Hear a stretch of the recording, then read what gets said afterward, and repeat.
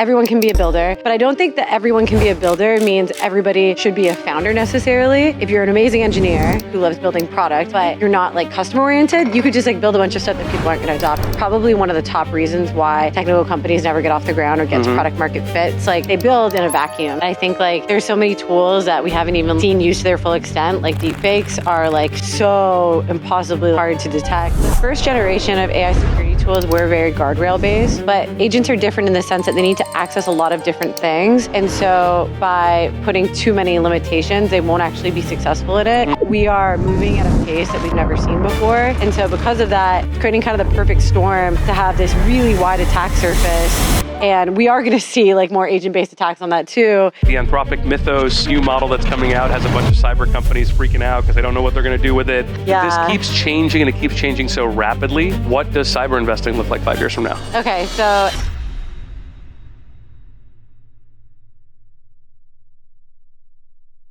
Hey, welcome back to Climb. I'm Jake Kapoor, General Partner of VSE Ventures, and I'll be your host today. My guest today on the show is Amanda Robby Robson, who is the founder and general partner of Modern Technical Fund, a $22 million solo GP vehicle investing in pre-seed and seed founders in cybersecurity and agent infrastructure. Before launching MTF, she spent years at Norwest and built Modern Angels into a 400-plus member community of women angel investors in tech. She co-hosts the open source startup podcast with 160 episodes. So she's got 60 episodes on us.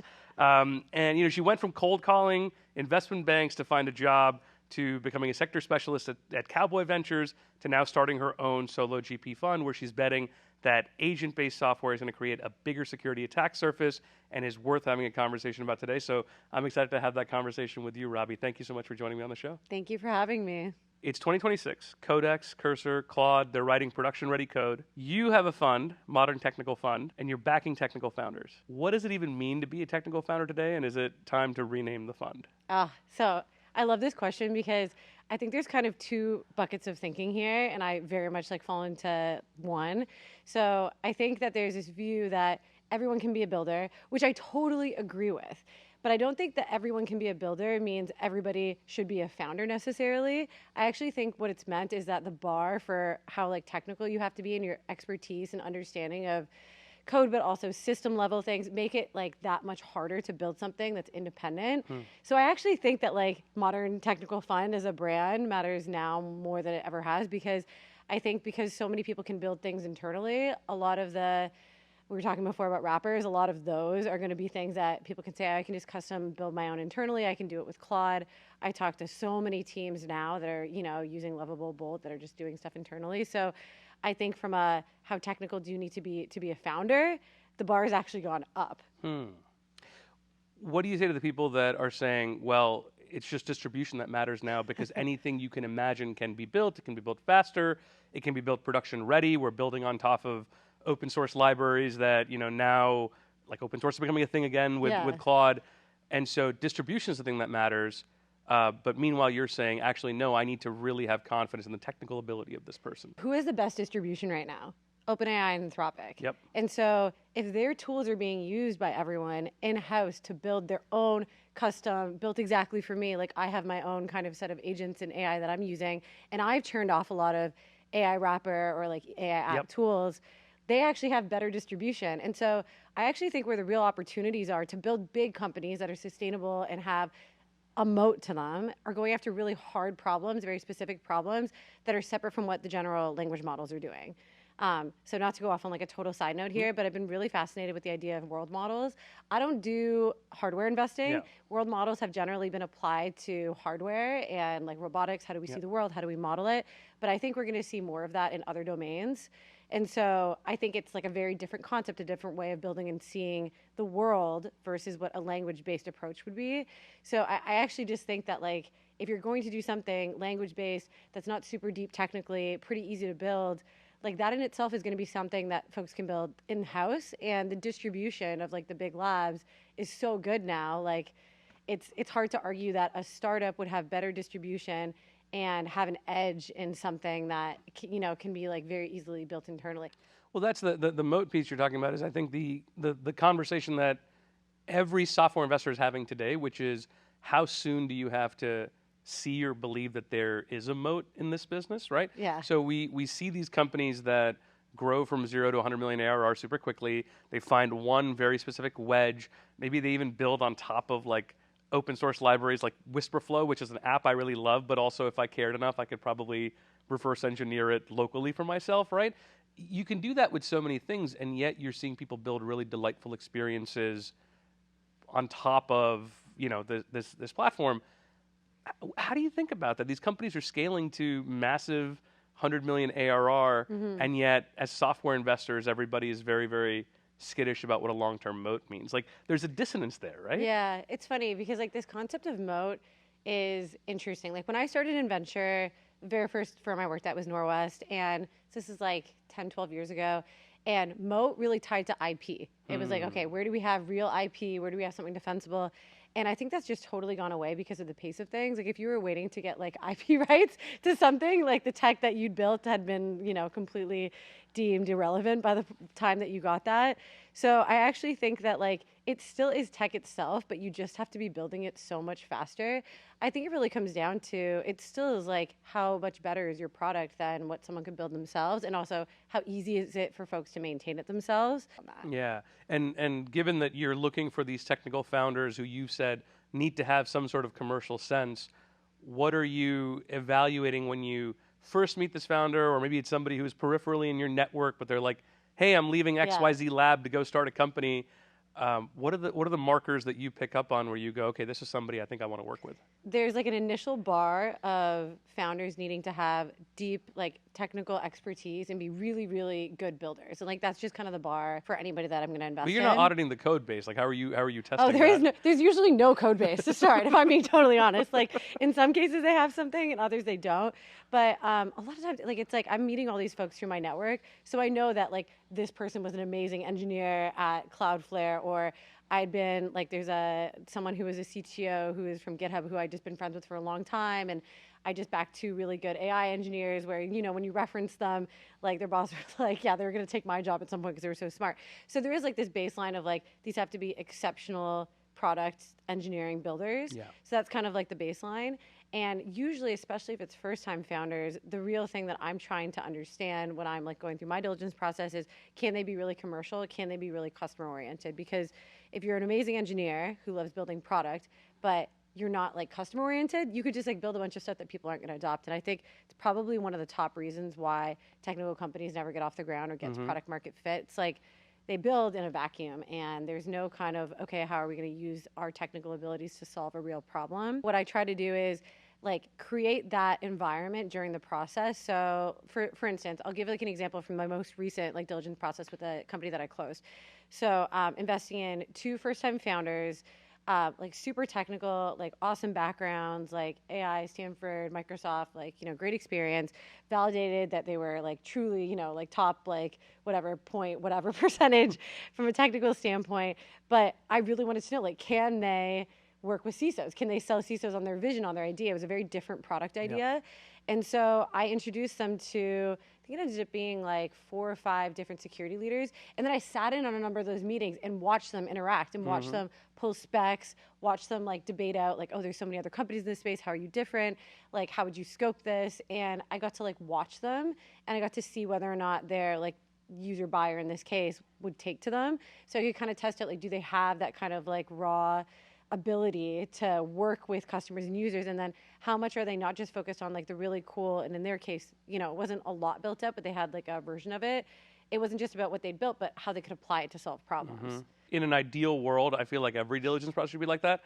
I guess I'm going to be the cynic and say we're in a market today where rounds move so fast. Somebody great leaves some company, they're going to go pitch 40 investors.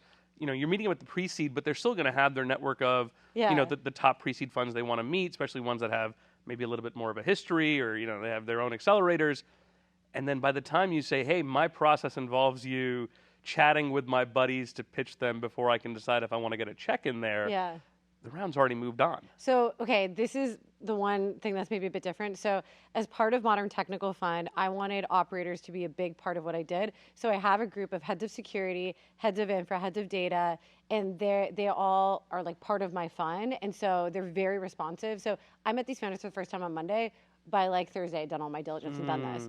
And then the other piece is like, it's very beneficial to them too. So it's kind of both a sales process and diligence process because they want to get in front of more of their like user profiles and get feedback really early. So it has to happen quickly. But then I've like built this kind of group of folks who are part of a big part of the fund. And so they can kind of work with me really quickly because I agree. Like most of my processes are a matter of days. Yeah. So I need to be able to do all this very, very quickly. The speed at which a conversation moves, and because we don't lead, right? So we're typically having a conversation right as they're closing a term sheet, and they're saying, hey, we're trying to figure out who's going to fill out the thing. We love what you guys offer in terms of marketing and brand, and we want to bring you in, but I need to know allocation by the end of the week. Yeah. And you're like, okay, if this is somebody that I maybe know peripherally but don't have a deep relationship with, I want to do my references. I want to understand you. I want to have calls with you, meet your co-founder. Like, I don't know who they are, right? And now it's about doing not rush diligence, but good diligence fast. Yeah. Right? And it's hard sometimes, especially when you bring in that other piece of it. I like that your expectation setting with your network to say, if I refer you to a founder, you got to take the call. Do you incentivize that network? Like, can they also co-invest, or how does that work? A number of them do co-invest. There's no expectation there. And then they all have carry in the fund too. Oh, that's great. So they're like working with me as advisors. But then as part of that, their like responsiveness is really, really high when it comes to diligence. And it's like a group of folks who I know and trust and was working with long before I even started the fund. That's so we great. kind of know each other. I think this is also the benefit of being like a solo investor because I can like choose at any point in time. I'm like, this is the most important thing, and I'm bear hugging them. So like, let's take that process. So between Monday and Thursday, meet the team. We are talking all the time, nonstop. And it was funny because I actually hadn't been on vacation in a long time, and I was in Hawaii from like the Wednesday to Sunday. But it was great because I'm like, time zone wise, I'm like, I can work from like 4 a.m. to 9 a.m. do all this stuff and like make it work.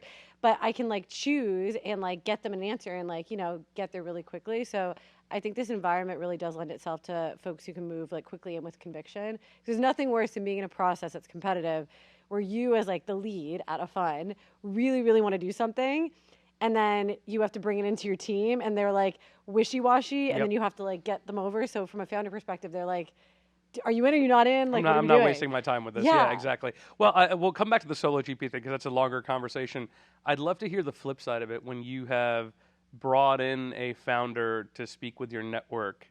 What were the icks? What were the red flags where you go, wow, I thought this person was really solid. Yeah. And actually my network diligence caught something that I might have missed. I had one actually in December where there's a lot of defensiveness that came out.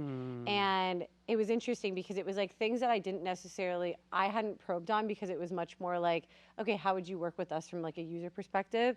And so they were like, oh, I like, we're using like these other tools. How do you fit in? And they were like, oh, like dismiss.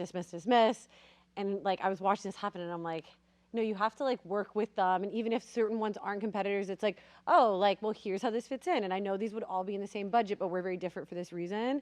So I think just like seeing that interaction was really helpful.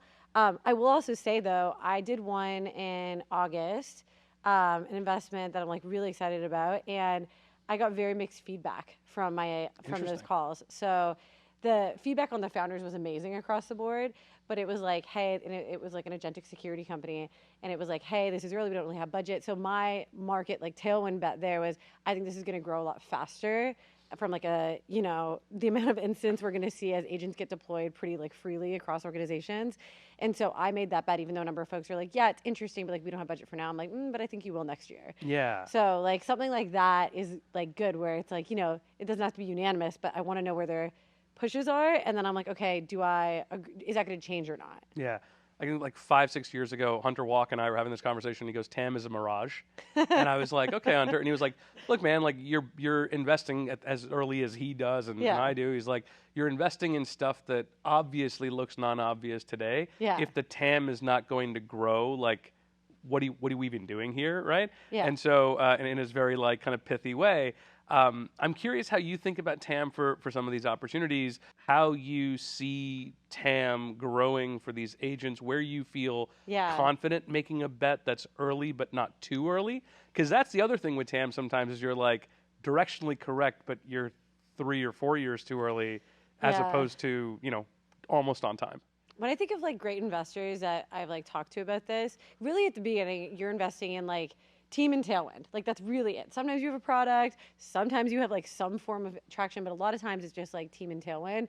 And you should be able to get a sense of like if the team's right and like, that's something that you can dial in over time. Tailwinds are always changing. So like in this business, you're going to get them wrong sometimes. But usually like when I think of Tailwind, it's like kind of my like basic definition of it is how is demand changing like rapidly or about to change rapidly, and like are there any signals of that? And sometimes timing's wrong, sometimes it's right. Like it's funny actually, years before Drata was started, Vanta was in the market, and they kind of like didn't grow super fast until around the same time that Drata came out. So it was kind of a moment in time from like a Tailwind perspective. So what was happening then, just to use as an example, there was like SOC 2 and a lot of compliance standards were kind of like nice to have, not need to have. Yeah, And it was like very focused on enterprise, right? yeah, very enterprise focused, but there were like a bunch of different things happening from a security standpoint where like a lot of companies were looking at the number of vendors they were managing. They're like, like we don't really know what's happening with our data. Like, is it really secure? Like there were just kind of like a bunch of different murmurings and things happening, which was leading to, at that time, more mid-market companies requiring their vendors to have SOC 2 because from a customer perspective, why not? It gives you another like point of like check marking. And that was like happening pretty rapidly. So it was becoming like a sales enablement type thing to have SOC 2, and if you didn't, you couldn't sell. And then there was also the same kind of pressure on all the other like ISO, HIPAA, and so I was kind of looking at that. And I'm like, okay, I think this is going to like rapidly become a requirement, and it was starting to. It could have taken more time than that, but just so happened that sometimes the Tailwind you get it like exactly right, sometimes you don't, and honestly, a lot of it is out of your control. And so it just so happened that like. The market went from like, Gartner's obviously a super lagging indicator, but a few $100 million to like now you suddenly have companies that are making hundreds of millions of ARR in a few years because your TAM is every software company that is trying to sell it there, period. Which has also led to a lot of, I think the other issue in that space has come up is like a lot of incumbents coming in, and if the value prop is trying to get SOC 2 as fast as possible, but it's like the real reason you want these things is to make sure your systems are secure. Those two things can be at odds. So it's created some negative activity. But one of the reasons I love the Drata team is they were so focused on trust. And so like backing them at the seed, and like they were so focused on product quality and like accuracy and this idea of continuous compliance, so you could really know if you're in or out of compliance throughout the year. So they just had this kind of approach that I really agreed with, and then got, I guess, like a combo of lucky and was just monitoring certain trends that just turned out to be right. Can a technical founder learn this like vendor management thing, or is this something that you help coach them on? Are there certain things that you find yourself coaching these technical founders on more often? You've seen now what excellence looks like across the multiple funds you've been at. When you meet a technical founder, you go, technically off the charts, right? Super spiky. Missing some of the ability to like hear the customer out fully. Let me help you translate. Is that part of your role coming in as early as you come in? Oh, definitely. It's like the core has to be there, but a lot of the methods and things I end up like helping them kind of tweak. So I think like the thing that's hard to teach is like, does someone really want to solve a problem? Like, do they really, or do they want to build something cool? And like, that's like an internal thing that like, I'm not going to change.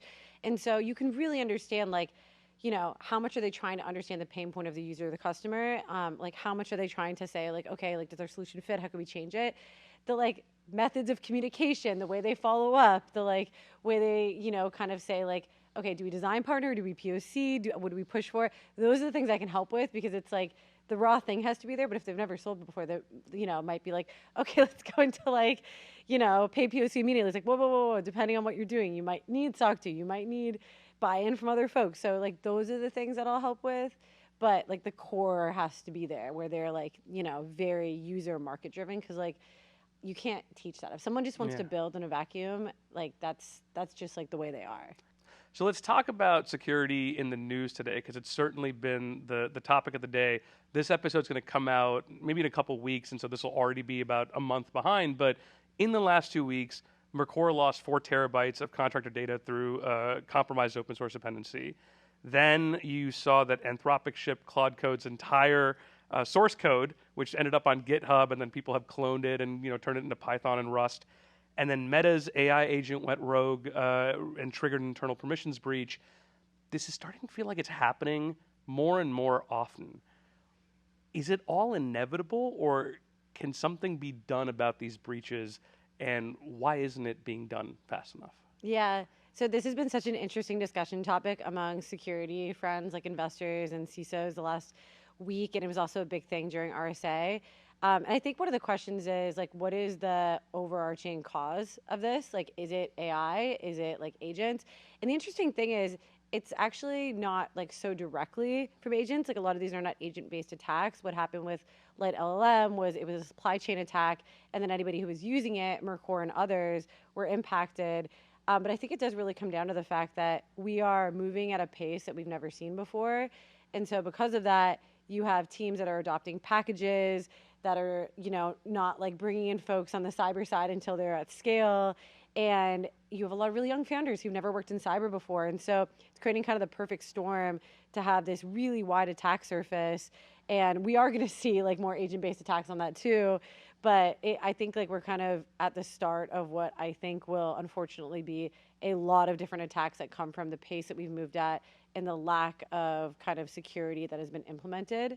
So unfortunately, I think this is the start of, by the time this comes out, I wouldn't be surprised if we had even more, huge attacks that have come out.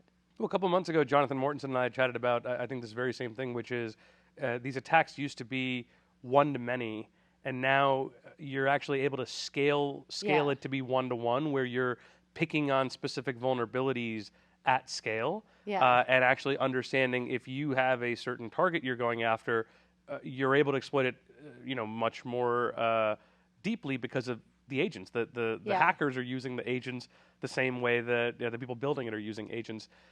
Sticking with some of the stuff that's happened over the last couple of weeks, was this just inevitable, or was this a function of oversight, trade-off for speed? Well, I would say it's kind of both in the sense of the trade-off for speed has happened across so many companies. And it's funny too, because like even from a VC standpoint, I've seen probably the least amount of diligence for the largest checks that I've ever seen. And I think that's also just happening at a like company level too. And so I think it's inevitable when you operate that way for, the last couple of years, we're going to have like a shakeout. And I think this is going to be a big year of it. So I think we are going to see many more of these, many, many more. And I think like there's so many tools that we haven't even like seen used to their full extent. Like deepfakes are like so impossibly like hard to detect. They're so accurate. I've been like attacked by like, kind of different phishing schemes. And even as a cyber investor, like your brain is just not wired to really like manage them. So I think this is like we're in early days for what will be, I think, inevitably a really tough period to be like on a security team at a company. Well, I'm worried about my OpenClaw seeing a phishing email and automatically, the more access I give up, the more sense of unease I feel, where like now my entire inbox is available to an agent, and a very creatively designed email may, solicit a response that I was asleep for. I didn't even see it, right? That's the kind of stuff that when you kind of think about how we just as a population deal with security, it usually happens after a breach, after something major. It's the same way we deal with like FAA regulation. Like if something bad happens on a United flight and now suddenly we're dealing with it. This seems to be the case with security, right? Yeah. So if you look at just the history of how the security industry has grown, where are we in that? Are people waking up to it? Are we still in the early innings of people realizing just how much of their data and customer value is part of the attack surface? I mean, talk to me about kind of where we are in this journey. Yeah.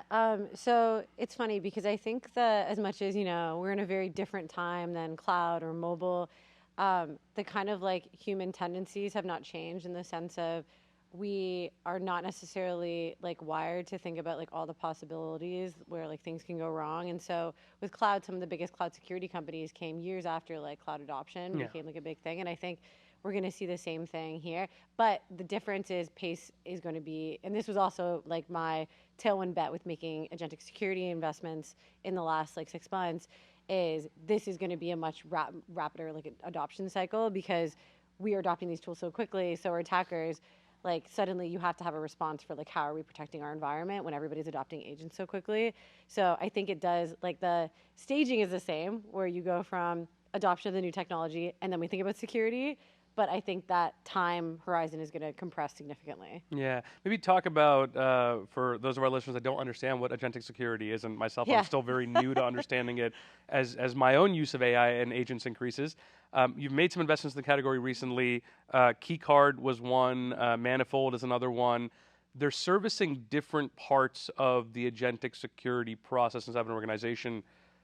Make the case for why you need both, or why you need multiple different Yeah. instances where you're having a security layer on these agents. In cybersecurity, you're securing a thing. Before we talk about securing like the person, the identity, earlier than that, it was securing like the network. You had people working all within an office. You were securing kind of like the entire span, like physically of where they are. So now we're securing a different thing altogether, which is an agent. And the thing that's different about agents, at least the way that we think about them now, agents are task-based. So you have an agent that is on a mission trying to complete a task, and how do you secure that while allowing it to successfully complete that mission? So it's kind of like a very different concept, because when you think about a person, and there's been kind of a lot of comparison when it comes to identity and runtime monitoring security between like people and agents, and they are kind of fundamentally different, because a person, you give them access to a system and they're going to do kind of like a predictable set of things, and they don't need like such detailed sets of instructions to like do it, because they're going to stay within their bounds to a degree. With agents, you kind of need to give them more access in order for them to complete tasks. A lot of these are more complex, but if your instructions or anything are off, like they could just go off and do things that you weren't expecting. So that creates a whole new set of issues when it comes to thinking about how to secure them. At kind of like the first stage, it's identity and access management. Like, how do we actually think about giving them access? If you just gave an agent your Okta access, like for me, suddenly they can access everything. And so while they're on their mission, they might go down different pathways that were really hard for me to predict and end up in a place, or putting sensitive data in places that I didn't know. Or if you think about from a monitoring perspective or observability, like how do we make sure in runtime, are they doing what we need them to do? Because the problem is, if it's after the fact, you've already kind of created new vulnerabilities, and it's really problematic. Yep. So I think we're kind of at this moment where we have to completely rethink for this new entity, which is an agent, how do we actually secure it while allowing it to be successful? And this is on part mission? of the agent harness, or beyond it, right? Because harnessing with an agent is okay, I'm setting better bounds for it. I'm giving it better instructions. I am predicting some of the places where it may go off on a little tangent and saying, no, let me put up road signs for you to understand how you actually do your task. So better harnessing is one piece of that, but what you're talking about is a completely kind of different thing, right? Yeah. And it's funny because I think so the first generation of AI security tools were very guardrail based. So it would say okay, we're going to, because this is kind of like pre-agents, it's okay, we're going to put security around ChatGPT and basically make sure you're not putting sensitive data in it. But agents are different in the sense that they need to access a lot of different things. And so by putting too many limitations, they won't actually be successful in it. And to give you an example, because it sounds like you're also an OpenClaw user. So I use OpenClaw. Probably the highest ROI use case I use OpenClaw for is for sourcing and for surfacing founders. Yep. And it's quite limiting right now because I have not attached it to my own systems because I don't trust it. So we have our own Mac Mini setup, and it's limited because there are only certain sites and certain things it has access to, but it also has access to the internet broadly. So it's you need to be able to give enough access, and putting kind of a framing around well, you can only access these two things. It's really hard because then those also have access to other things, and you also needed to have certain amounts of access for certain tasks, but then do you time bound them, and it becomes a really messy web. So it's very hard to neatly say, oh, this agent is only going to do this one thing, and it's going to be time bound. It only needs this access, and then we're going to make sure it goes away, but only for these things. It's actually a very complicated problem. Yeah. So coming back to some of the companies that you've backed in this agentic security space, how do they address that complicated problem while still enabling the agent to have more free reign? So less of a guardrail and, I don't know, more of a leash? How do you think about it? Oh, yeah. I mean, that's a really good framing. I don't think it's necessarily a leash, but a lot of it is more around, hey, what do we want to make sure it's not doing, or is it veering off path, and how do we intercept it right at that moment in time? So that's what Manifold's doing. So their runtime agent security platform And the team actually came out of Protect AI. So they saw a lot of the early implementations of the guardrail-based approach and really saw like, okay, this is not going to work when it comes to agents. So now they've built something that will actually look at, okay, what's all the connectivity between systems? What is an agent touching? What is it supposed to be doing? Is it veering off that? Is it not? So like conceptually, it's actually very different because it's not saying like, oh, let's like put these kind of blockers in, but it's like, oh, there's certain things it shouldn't be doing. Let's immediately kind of like sit there and flag it. Yeah. And as you think about coming into these companies super early, before they've even gotten that first customer, how do you think about it from the lens of your own fund of like, can this be a return the fund type investment, right? Yeah. That's always the thing is, I mean, your fund size, you're a $22 million fund, we're a $20 million fund. Yeah. A lot of the conversations I think about today is these are big bets and big companies that are also raising at valuations that are a little bit, crazy, which might be the market we're in right now. How do you balance that of being like, wow, I really think this is a great opportunity, but I also have to come in at an entry price that makes sense? This is really hard. And like, I would love to get your thoughts on this too, Yeah. because this is something that I'm always debating. I would say, so I kind of do the math, and it's really, really hard when it's early, right? Because like, it's really a bet on the founders and a tailwind, but like things are shifting all the time that open up markets to be like even bigger. Or like new competitors come in, like there's a lot of things that you need dynamic founders that can work with it. But I kind of squint and I'm like, okay, like, do I need this to be $1 billion company for this to return the fund? Because I'm always thinking about like the return the fund math. Like that's always a thing I feel 100%. like we're always thinking about. Or is it like a $10 billion company? If it's a $10 billion company, are these like second time founders who know what they're doing? Can they like, hire a team really quickly? Can they like, do they know how to not just like get 0 to 1, but scale? So I think it does come down to like what's kind of the gap? Like how hard do you have to squint for them to like get to that outcome? So I would say for like first time founders that, like everything from hiring to like fundraising, like that's all going to be new for them. I am more disciplined than, if it's second time founders, they're in a really big space, they're in a tailwind, like to like double down on talking about Manifold, like that team, they immediately had like a whole team that was going to follow them and like jump on building this. They knew what they wanted to build.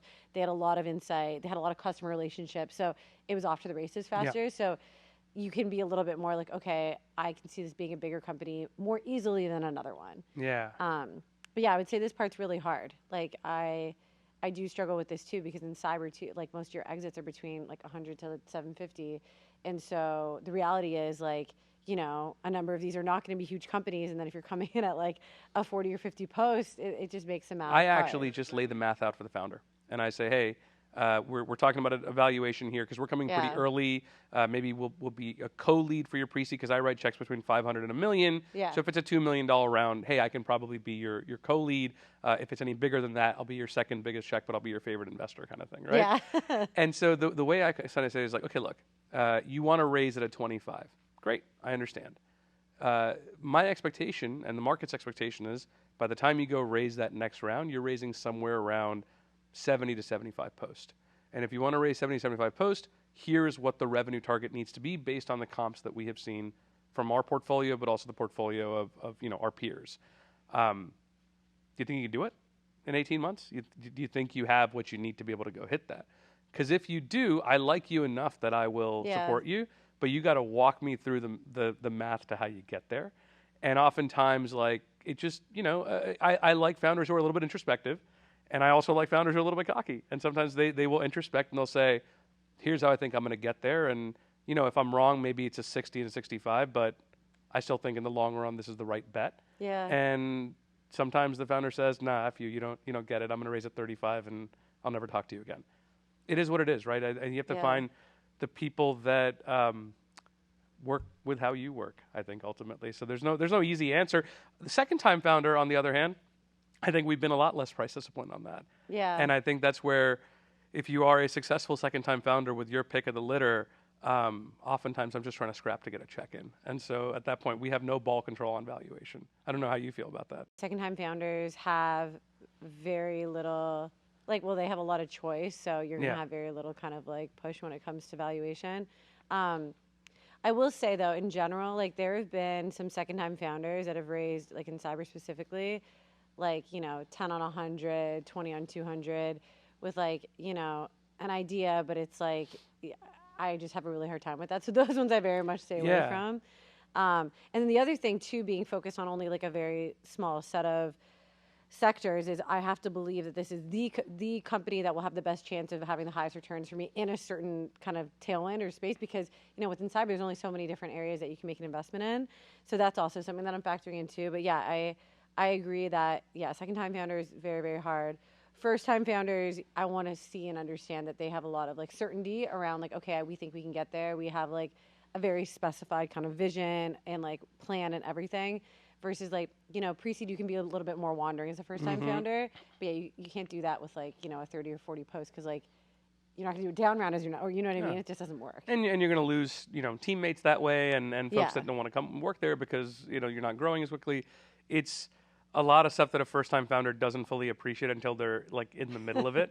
And oftentimes what I can do is sometimes put them on a call with somebody. Again, the benefit of having done this for a little while is to say, hey, can I put you on the phone with my friend? We backed him a second time, but let him tell you the story about what happened the first time, right? And actually kind of hear the piece there.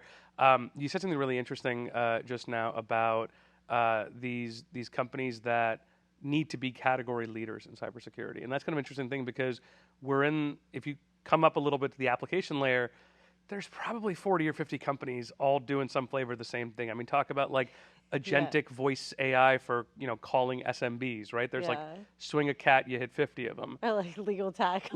Thank you. How many legal tech unicorns do we have, right? Meanwhile, Claude is launching their own legal stuff. When you look at your world of infrastructure and security, is it always that there is a single category leader that's the right player? And how do you square that circle with compliance, which has 4 different players, right? And agentic security, which may have 4 different players. When it's all said and done and the dust settles, is there always a single, category leader? Short answer, no. But generally, you will have like defining companies, maybe like 2 for a certain category. So like in cloud security, Wiz. And like there are a number of companies there that are great, Orca, others that'll like do well, but like they were like the defining company or have been the defining company there. I think with agent security, it's TBD, but I think there will be like a couple of breakouts and then a number of acquisitions. Yeah. And like I would say, as much as there are a ton of like smaller players in compliance security, like Drata and Vanta are like kind of the 2 clear standouts. So I do think it does come down to, there being a couple that really take the market. And like a lot of that has to do with them having a like different approach or something. But yeah, it's funny actually, because I haven't seen as much as in like agent security, they've been like a ton of companies that have gotten a good amount of funding. There haven't been the revenue ramps that you've seen in like legal tech for instance. So I understand why there's so many investors that are, jumping a lot of those, and like, they're all like slight deviations of one another, like in-house counsel, big law firms, small law firms, like mediation. But yeah, it's funny because in cyber, you're getting like these crazy valuations with companies that don't have the revenue traction. So for some of them, you're just like, oh, this is like, we're trying to like pre-crown winners, like king make really early. And so it's hard to look at the valuations in cyber specifically and say, oh, these are the categories leaders, because it's unproven yet. Sign of the times. On another piece of Sign of the Times is just the fundraising market for emerging managers right now. Yeah. So here's a hot take that you said you had, and I'll set it up for you, and you tell me what I get wrong. It is the hardest market for emerging managers to raise in 2026. You are an emerging manager, Fund 1, solo GP, and you're saying that actually more people should become solo GPs. Yeah. Square that circle for me. Okay, so, and this is divorced from the fact that it is the hardest fundraising market. What I will say, and this is from what I'm seeing on the ground, there's kind of a barbell approach that I'm seeing with LPs right now, that they want to go to small funds super early or big platform funds, less so in kind of like the middle. And that is a lot of emerging managers, but it's folks who are on like, fund 2 to 5 in the 100 to like 300 range. So I do think there's appetite for like the earliest, kind of like we're doing pre-seed, seed. Folks want exposure to that. From a pure investing standpoint, at the earliest stages, I think there's so much nuance because, like we said before, you're kind of investing in 2 things. You're investing in a tailwind and a team. And like, there's a lot of nuance that come with both of those things. So the tailwind usually comes from a person or like an investor is spending a lot of time kind of understanding like, okay, there are a few different factors here that are going to make this market grow dramatically. And the team, it's like, spending time and like picking out the nuances. I also think we all have kind of different founder types that speak to us.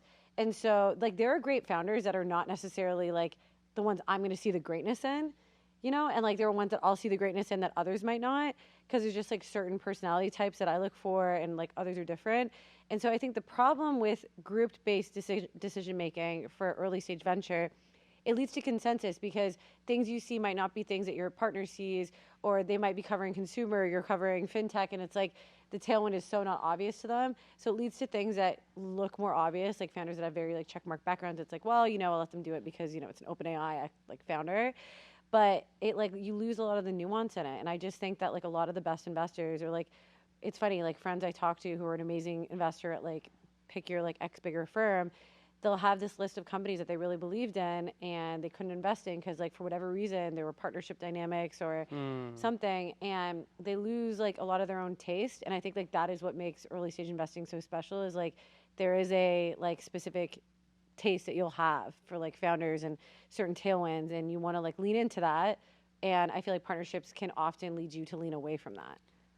Can I challenge a piece of that? Though? Because I've come from places where the partnerships have created politics, right? Yeah. And the flip side of that is also they do sharpen you, because you have somebody who is a person who has an incentive in this. They're not advising you as a friend or whatever that you can kind of gut check your assumptions with.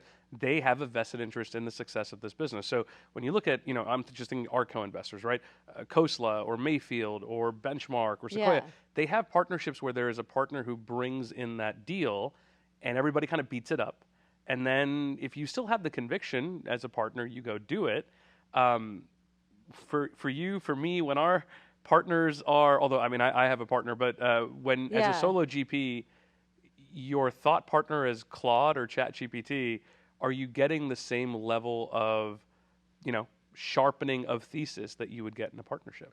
Yeah, so I think partnerships can work very well when they're actually at the early stage, when it's a group of individuals making individual investments. Because I would actually push back on this, like your partner sharpening you, because like let's take an example. So I'm the only security investor at like a partnership. And I have a theory that like a year ago, whatever, agent identity was gonna be like this whole new category that has nothing to do with the way we think about identity today. Based on a lot of conversations I had, it's more obvious now, but let's say at the time. And my partners have spent no time looking at the tailwind, and like they've kind of no context on it. So pushing on, like, why do you think that way? You know what I mean? Like there isn't kind of a level of depth that they can go into of like sparring with you.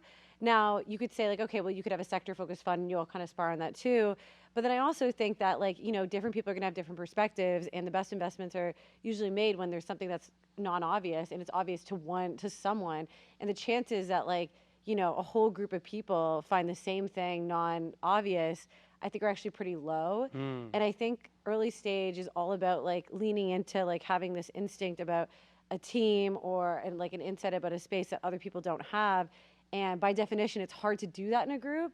So I don't know, I've seen with like my friends who are really good investors, I've seen like partnerships hold that back more than like bring that out and really, have like help them make better decisions at the early stages. I think it gets later, when you get later stage and there's more data, it's different. But I think like, also like if we were in a partnership and I was going to make an investment in a team and I'd spent like the better part of 48 hours with them, you'll meet them once in a full partner meeting, and then that's all the context you have. And so you're pushing me on things, but it's like, I'm just basically convincing you of my own conviction. That's my view on it, is it like you get to conviction independently, and then most partnerships, you're basically just trying to convince them of what you think and know already. I hear your point about areas of expertise, though. If you are the expert on this, then it's the thesis should not be, in doubt. Oftentimes, I think, again, with my partner and I, when we have these conversations, it ends up being a lot about the person. Is this person like really excited and committed to go build this thing into something big, or would they take a $300 million exit, right? And if that's the case, then how much of this business do we need to own to account for that, right? Or the fund flip level stuff. I mean, totally.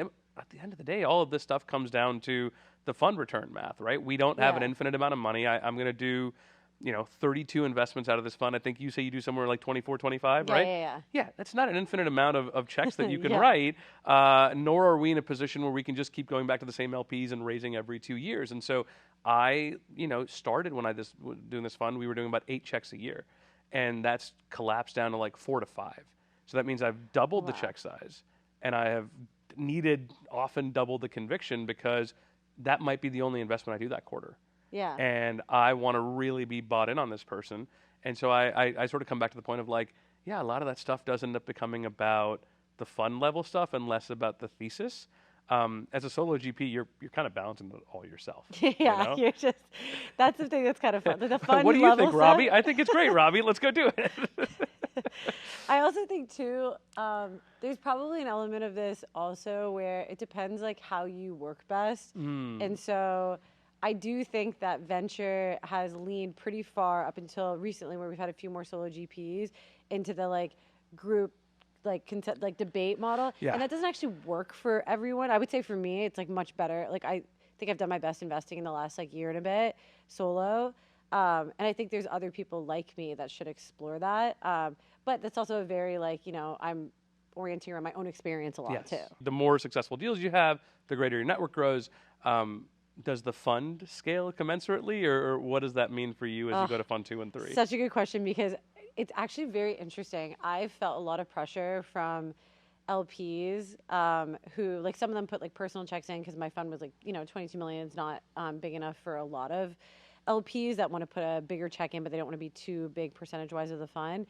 And a lot of them are like, oh, like, don't you want to institutionalize, like, grow this into being a brand? And I think that's just like kind of a false, like, kind of like thought to have, because I think that a fund becomes a brand because of the companies you invest in, the reputation, the actual brand of the fund, not like scale necessarily. And I think for me starting solo versus, starting with multiple partners, I don't necessarily need other people on the team for this to like keep going. And so the question is then, okay, well, if it's just me, does that scale? Like if I go from 22 to 50, like, can I still do the same quality of investing? And so far I've come out with no, because I think in my mind, 50 million from a fund size perspective is a cutoff to when you get above that, you really have to lead, and your ownership has to be like, 10% or whatever to like make it make sense. And right now I feel like I can get into a lot of things at like my 3 to 6% range, and it works really well for the number of companies I think I can support effectively and still have like really good founder references. So my thinking is I kind of want to keep it small. The flip side of that is, and I feel this because we closed 20 million in 2022, the market shifts faster than your fund size grows. Yeah. And so the challenge becomes, we were doing seed deals with a certain ownership profile. Yeah. And over the last year, most of my investing has been pre-seed, because I either have to flex on ownership or I have to flex on stage, right? Because that's sort of the challenge. And so if I was in today's market, I probably would have kept raising until I hit 40 million. Yeah. And we had set out a target of 20. We hit 20, we got a little bit over that, and we're like, oh, great, we're oversubscribed, and we stopped, right? And we would not have known in 2022 what the AI market was going to bring, but looking at the market today, I'm like, yeah, I mean, 50 might end up being too small at the rate things are going, right? And so, but by the way, you're absolutely right. Every one of my emerging manager friends who's between 50 and 100 is feeling that challenge. Either they are super concentrated and it's like 16 deals in a fund because they're trying to lead every single one, and now people that you were co-investing with are now becoming your competition. Yeah. Or you're spreading the love and you don't have ownership in anything, and you're really hoping for that, Senta, unicorn or whatever. Yeah, it's really hard. Like I think at the end of the day, the model should be something that in like the fund size that you feel like you can execute on and drive really high returns. So I actually think that, if you want to lead, and like that's part of your strategy and that's what you've had success in, then you need a certain fund size to do that. I haven't been leading, and like I've been doing more seeds and pre-seeds because I've done a lot more second-time founders and deals that were, I would say, like hotter and harder to get into, but I could get into them because of my like check size. So like the question for me is, well, do I want to do a different profile of deal and lead, or do I want to compete with a lot of these folks? Because even the best brand names, if you're lead only, like you're going to have a higher loss ratio. It's just like the way it works. So I think it's like, what do you want? Who do you want to be in the ecosystem? But like not letting, LP demand and like their push on fund size be the thing that dictates that. It's your investing and how you think you'll be successful investing be the thing that dictates it. That's wonderfully put. To close out, maybe let's look ahead 5 years from now. We're in 2030. Agent security has become a really hot thing. All of your agent security companies are, now the biggest names in the industry. What comes after? This attack surface keeps growing. I read this morning that like the Anthropic Mythos, new model that's coming out has a bunch of cyber companies freaking out because they don't know what they're going to do with it. Yeah. This keeps changing, and it keeps changing so rapidly. What does cyber investing look like 5 years from now? I think we're going to have more and more autonomous systems. And I think we're going through this shift where we've been trying to figure out, like, how do we integrate agents into the ways that we already work? Yeah. And I think over this year, we're instead going to see companies do really well that are first principles around, well, how do agents work and how do we change all of our, like, surrounding tooling to best suit them and make them successful and secure? And so I think I actually think that'll take some time. So if we're in that world, I think it's just going to look like to be honest, like totally different kind of set of tools that are much more dynamic, non-deterministic, that like integrate humans into an agent process rather than integrating agents into a human. Like it's just like the opposite of where we are now. So yeah, I think like the whole landscape will look very, very different. And I think it's going to be a lot of first principles thinking around what do things look like based on what agents do. Versus like what can agents do around humans. That's an interesting point. Just on a personal level, I spent a couple weekends ago re-architecting my entire Dropbox folder to make it easier for Claude to find things than for me to find them. And I realized that half of the reason files were not being found or I wasn't able to source something was because of the weird convoluted system that only made sense in my head. Yeah. And then I just went to Claude and I said, what would make it easy for you? And it was like, well, I'm going to create this like database directory and then I'm going to have everything in here. And like, now I don't even open Dropbox. Now I say, Claude, you know where it is? Hey man, you go find it. Go find it for me. That is a microcosm of, I think, what's going to start to happen is that more organizations where they say, we have agentic employees and we have human employees. Yeah. And they have very, very different needs. And how do we actually enable both to be successful? It certainly feels like that's the way the future is going. Yeah. Yeah, and it's both exciting and scary, but I think it's going to lead to some really big companies, a lot of which have not even been founded yet. Yeah, well, that is a fun, wonderful, and slightly unnerving place to leave this conversation, Robby. I'm so happy that you got to join me on Climb, and certainly look forward to seeing the growth of Modern Technical Fund up until 50 million and then beyond. Awesome. Thank you. Thank you.